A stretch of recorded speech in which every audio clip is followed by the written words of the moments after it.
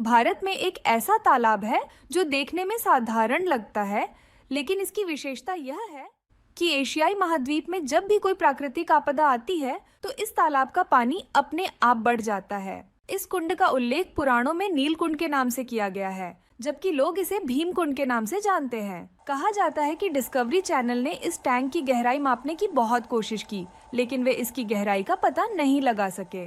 भीमकुंड एक प्रसिद्ध तीर्थ स्थल है जो मध्य प्रदेश के छतरपुर जिले से 77 किलोमीटर दूर बजना गांव के पास स्थित है।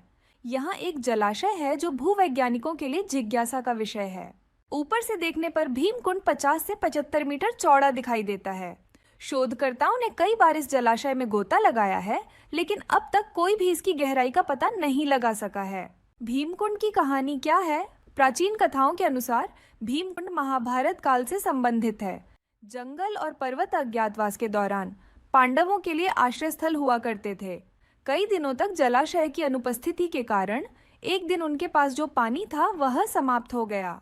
इसी बीच जब द्रौपदी एक पहाड़ पर पहुंची तो उन्हें प्यास लगी और उन्होंने पानी पीने की इच्छा व्यक्त की, लेकिन दूर दूर तक कोई जल स्रोत नहीं था। भीम ने अपनी गदा से प्रहार किया, जिससे पहाड़ के बीच में जमीन धंस गई और पानी का तेज बहाव फूट पड़ा। इसके बाद द्रौपदी सहित पांडवों ने पानी पिया। भीम द्वारा इसका निर्माण करने के कारण इसे भीमकुंड नाम दिया गया।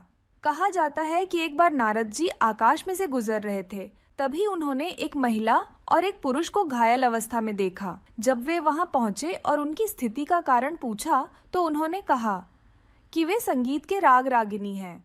वे तभी ठीक हो सकते हैं जब कोई संगीत में निपुण व्यक्ति उनके लिए एक गीत गाए। नारद जी संगीत के महान जाता थे। उसी समय उन्होंने एक ऐसा गीत गाया जिसे सभी देवताओं ने सुनना शुरू कर दिया। भगवान विष्णु भी इस गीत को सुनकर प्रसन्न हुए और इसे एक जलाशय में बदल दिया। अपने रंग की तरह इस जलाशय का पानी भी नीला हो गया। तब से इसे नीलकुंड भी कहा जाता है। भीमकुंड की गहराई आज भी रहस्य बनी हुई है। आज तक कोई भी इसकी गहराई माप नहीं सका है। कई लोगों ने इसे मापने के कई प्रयास किए, लेकिन वे सभी असफल रहे।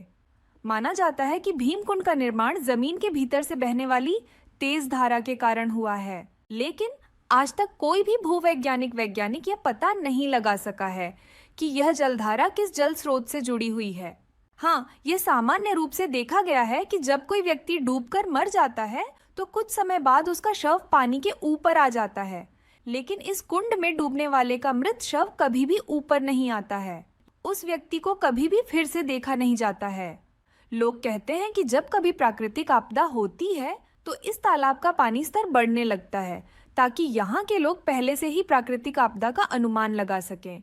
नेपाल और गुजरात में भूकंप के दौरान यहाँ का पानी का स्तर भी बढ़ गया था। 2004 में जब सुनामी आई थी तब भीमकुंड में लगभग 15 मीटर की ऊंचाई की लहरें उठी थीं, जिसके बाद यह देश विदेशी मीडिया की खबरों में था। जब सुनामी के दौरान भीमकुंड में लहरें उठीं, तब डिस्कवरी चैनल की टीम ने इसके रहस्य को जान लिया। इस पूल में विभिन्न लोगों ने डाइव किया, लेकिन उन्होंने न तो इसकी गहराई को माप सके और न ही यह पता कर सके कि सुनामी के दौरान यहाँ लहरें क्यों उठीं।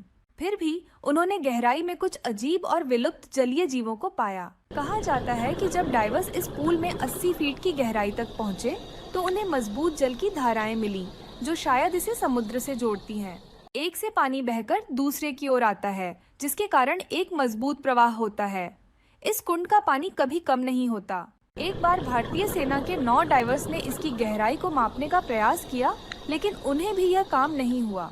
इसके अलावा 1970 में जिला प्रशासन ने यहाँ 3 पंप्स लगाकर इसे खाली करने का प्रयास किया था, लेकिन इस काम में जो 7 दिन तक चला, तालाब का पानी 1 इंच भी कम नहीं हुआ। भीमकुंड का रहस्य, जिसे आज तक खोलने में सफल नहीं हो सका है। भीमकुंड की विशेषता यह है कि इसका पानी हमेशा स्पष्ट और पारदर्शी नीले रंग का दिखाई देता है, जिसके कारण बहुत गहरे स्तर तक चीजें देखी जा सकती हैं। कहा जाता है कि इसका पानी हिमालयी जल की जैसी ही खनिज जल है। लोग अपना पानी बोतलों में भरकर ले जाते हैं और उसे साथ ले जाते हैं। यह जलाशय पहाड़ी पर एक गुफा के अंदर है, जिसमें वास्तव में उसमें उफान किया गया है कि जब सूर्य की किरणें कुंड के पानी पर पड़ती हैं तो कुंड का पानी कई रंगों की तरह चमकता है।